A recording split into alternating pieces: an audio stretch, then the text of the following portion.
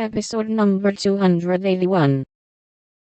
A trifle, perhaps. She's such a captivating little woman I can't help being proud of her. Well, then Uncle and Aunt were there to play propriety. We were so absorbed in one another we were of no mortal use apart, and that charming arrangement would make everything easy all around, so we did it. When, where, how? Asked Joe, in a fever of feminine interest and curiosity, for she could not realize it a particle. 6 weeks ago, at the American Consul's, in Paris, a very quiet wedding of course, for even in our happiness we didn't forget dear little Beth.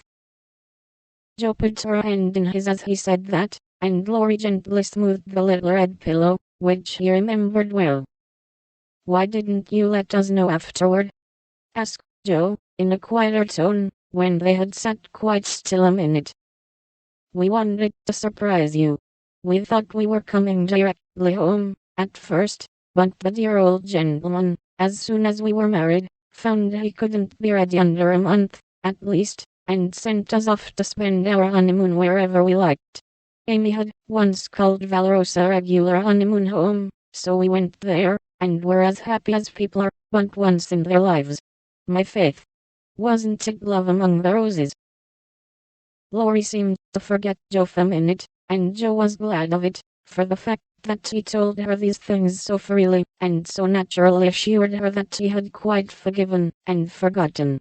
She tried to draw away her hand, but as if he guessed the thought that prompted the half-involuntary impulse, Laurie held it fast, and said, with a manly gravity she had never seen in him before, "Joe, dear, I want to say one thing, and then we'll put it by forever. As I told you in my letter when I wrote that Amy had been so kind to me, I never shall stop loving you, but the love is altered, and I have learned to see that it is better as it is. Amy and you changed places in my heart, that's all.